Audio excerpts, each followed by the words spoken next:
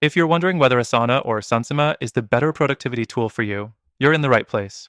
Both have their strengths, but after using them myself, I'm going to break down which one truly stands out and whether there's a better option for you.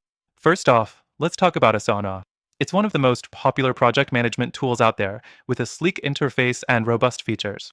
Asana excels in creating project templates, organizing tasks, and tracking progress through its variety of view options, from simple lists to more detailed timelines and calendars.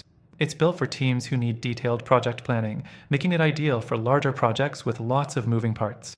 But here's the catch: Asana can sometimes feel a bit overwhelming. With all the options, custom fields, and task dependencies, it can be overkill for solo users or smaller teams. If you're looking for a more minimalist experience, this may not be your first choice. Plus, the free version has some limitations that can be a deal breaker for anyone working with complex workflows. Next, let's dive into Sunsama. Sunsama is a newer tool and takes a different approach by focusing more on your daily task list rather than large-scale project management.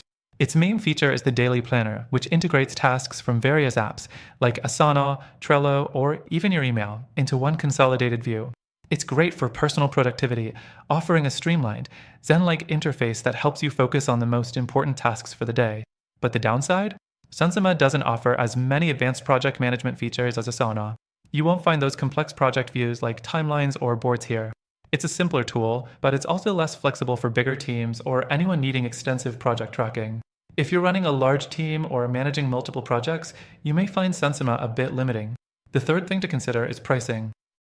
Asana offers a free version that's pretty functional, but you'll need to upgrade to get the full suite of features like timeline views and reporting tools. Sunsama, on the other hand, doesn't offer a free tier at all.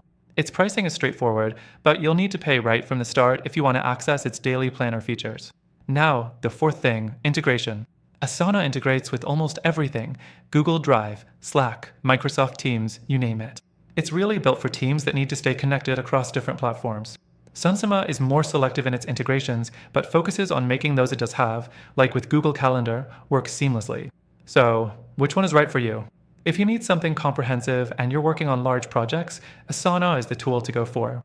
It's not perfect, but it's hard to beat in terms of features for project management. If you're a solo user or need a simple tool to keep you focused and organized on your daily tasks, Sunsama could be a better fit.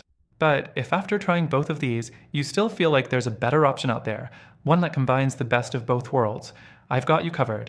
The tools mentioned here are good, but I found something even better for achieving the productivity you're after.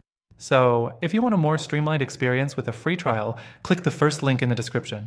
By using our link, you'll get access to an exclusive offer that's only available to our viewers. Don't miss out. Try it out today.